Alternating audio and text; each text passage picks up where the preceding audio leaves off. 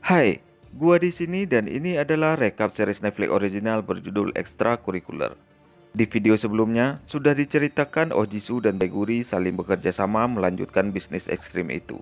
Namun, tindakan Oh Jisoo saat menyelamatkan Minhee malah menjadi petaka, di mana kini para polisi mulai mencium keberadaan prostitusi ilegal tersebut.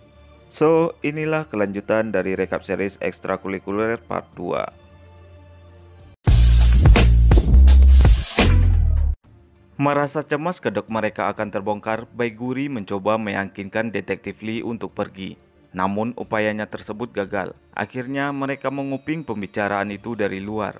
Detektif Lee menampilkan rekaman CCTV dari motel dan bertanya kepada Minhee siapa yang ada di sana. Saat menyebutkan tanggal 28 Maret, Oh Jisoo menyadari bahwa itu adalah hari di mana dia menelpon polisi untuk menyelamatkan Minhee. Keputusannya itu ternyata membuat masalah ini semakin rumit. Oh Jisoo khawatir Minhee akan membeberkan semuanya termasuk aplikasi yang dia gunakan untuk bekerja.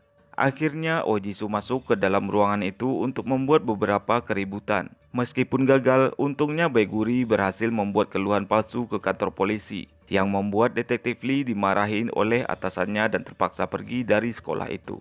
Karena kejadian itu, Baeguri memperingati Oh Jisoo untuk memecat Minhee dari bisnis itu. Menyamar sebagai paman, Oh Jisoo memecat Minhee dan meminta bantuan Tuan Lee untuk mereset ulang handphone dan mengambil gelangnya. Di sekolah, Detektif Lee yang kepo menelpon Minhee dan memujuknya untuk berbicara. Di saat yang sama, Oh Jisoo memperhatikan Minhee dari kejauhan. Namun, Kite yang menyadari hal itu mengira bahwa Oh Jisoo akan merebut Minhee darinya.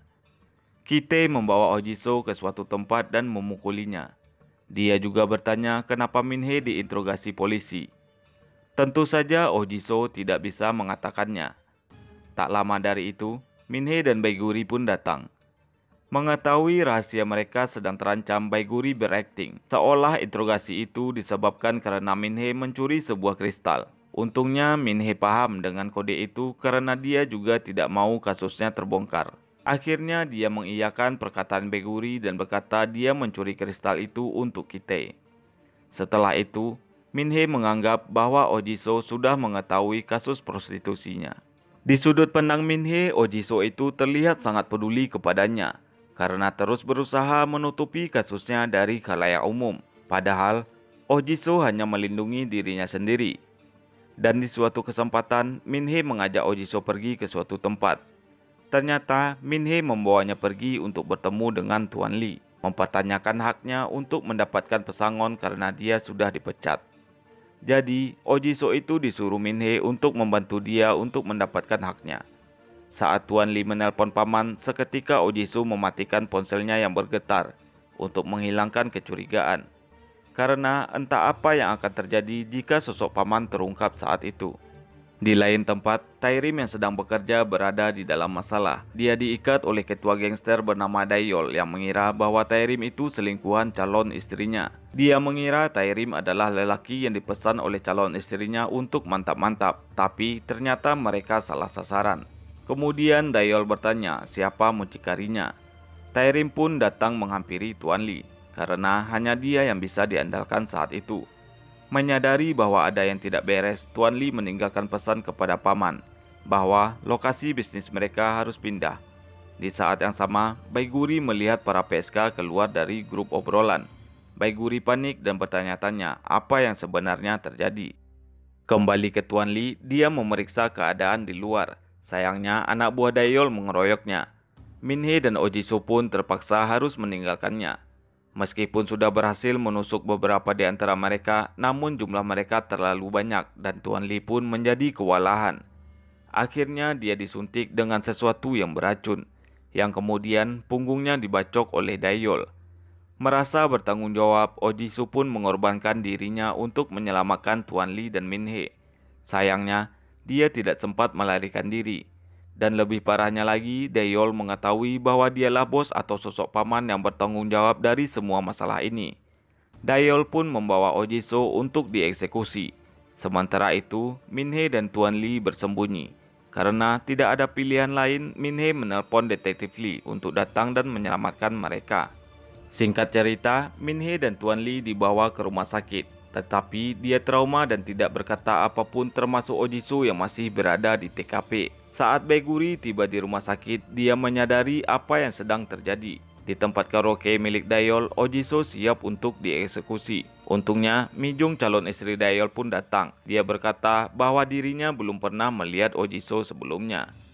Menyadari bahwa ada sesuatu yang aneh, Dayol dan anak buahnya duduk bersama Ojiso dan bertanya siapa sebenarnya dia. Akhirnya, Ojiso mengakui kebenaran mengenai bisnisnya sebagai perantara dan memberikan jasa keamanan bagi para PSK melalui sebuah aplikasi online. Mendengar hal itu, Dayol yang juga seorang Germo mucikari mempertimbangkan kembali kehadiran Ojiso karena sistem online seperti itu ternyata menguntungkan bagi dirinya. Akhirnya Ojiso menelpon paman yang dimana dengan sigap Baeguri mengambil peran itu. Sekarang Baeguri memberitahu mereka bahwa dia ada di bawah naungan geng Samun. Namun mereka tidak takut dengan pernyataan itu. Setelah berbicara mengenai posisi dan beberapa hal lainnya, Baeguri sebagai paman mengizinkan Ojiso untuk ditawan dan bekerja di sana sebagai bentuk hubungan kerjasama di antara mereka berdua. Saat kembali ke rumah, Ojiso dan Baeguri bertengkar. Dia mempertanyakan kenapa Baeguri mau bekerja sama dengan para penjahat itu. Baeguri mengungkapkan itu adalah pilihan terakhir, karena semua PSK dalam bisnisnya sudah keluar. Ojiso pun menyadari alasan tersebut dan memahaminya. Kembali ke rumah sakit, Minhee duduk bersama dengan Tuan Lee saat dia pulih. Ojiso datang dan memberitahunya untuk tidak mengatakan apapun kepada polisi perihal pekerjaannya itu. Saat itu, Minhee semakin yakin bahwa Ojiso itu peduli kepada masalahnya. Namun, lagi-lagi hal itu Ojiso lakukan hanya untuk melindungi dirinya sendiri. Esoknya, Tuan Lee terbangun dan meminta Minhee mengambil ponsel miliknya di mobil. Sayangnya, kejadian tersebut terdengar oleh detektif Lee. Saat mencarinya, handphone tersebut sudah tidak ada karena sudah diambil. Di saat yang sama, Ojiso malah menelpon Tuan Lee. Akhirnya panggilan itu diangkat oleh detektif Lee. Tak lama dari itu, Minhee mengirimkan pesan bahwa handphone Tuan Lee saat ini ada di polisi. Kemudian Ojiso terdiam dan berpikir. Saat detektif Lee bertanya, Ojiso pun kaget dan menjatuhkan handphonenya. Baeguri datang dan mencoba meyakinkan bahwa mereka akan baik-baik saja. Karena kejadian itu, detektif Lee semakin bertanya-tanya apa hubungan antara Minhee dan Tuan Lee. Karena di antara mereka tidak ada hubungan kerabat sama sekali. Akhirnya dia membuat teori bahwa ini adalah skema perdagangan seks. Kembali ke Baeguri, dia berkata pilihannya tinggal dua, pergi menemui para penjahat atau kabur sejauh mungkin. Namun Ojiso mengira Baeguri meremehkan situasi tersebut. Dia juga beranggapan bahwa Baeguri akan meninggalkannya saat dalam keadaan sulit seperti itu. Merasa perjuangannya tidak dianggap, Baeguri bergegas keluar dan berkata akan kutangani para penjahat itu. Disitulah Baeguri membuktikan keseriusannya untuk berada di sisi Ojiso. Setelah itu, series ini mundur tepat 1 tahun yang lalu. Saat itu, Ojiso disiksa oleh para perundung. Mereka mengambil uangnya. Untungnya Tuan Lee datang dan menyelamatkannya. Setelah itu, diam-diam Ojiso memberikannya handphone dengan logo-logo yang sudah kita lihat sebelumnya. Nah, dari sinilah kita tahu bagaimana Ojiso bisa merekrut Tuan Lee ke dalam bisnisnya. Kembali ke masa sekarang, Ojiso mengambil teasernya dan menyiapkan handphone baru untuk Tuan Lee. Setelah itu, Ojiso pergi mengunjungi Tuan Lee di rumah sakit. Di sana dia bertemu Minhee yang kemudian mengajaknya keluar. Minhee sedikit bercerita mengenai masalahnya. Dia bingung apakah dia seharusnya mengakui kebenaran ini kepada polisi atau tidak. Ojiso menakuti Minhee. Jika dia membeberkan masalah ini, dia bakal kena masalah terutama oleh bosnya, yang dimana itu adalah Ojiso sendiri. Minhee pun takut dan akhirnya bungkam kembali. Sementara itu, Baeguri di sekolah dihadapkan dengan Kitai. Nampaknya dia sudah mengetahui masalah Minhee selama ini. Dia terus bertanya apakah Baeguri tahu sesuatu mengenai kencan berbayar yang melibatkan pacarnya itu. Namun, Baeguri tetap tenang dan berpura-pura tidak tahu. Tetapi saat Kitai pergi, Baeguri terlihat jelas sangat khawatir. Di kantor polisi, walaupun sudah dilarang oleh atasannya, detektif Lee tetap kekeh dia akan mengusut tuntas masalah ini. Dia meminta 2 orang sipir untuk mengikutinya ke rumah sakit, di mana Tuan Lee dirawat.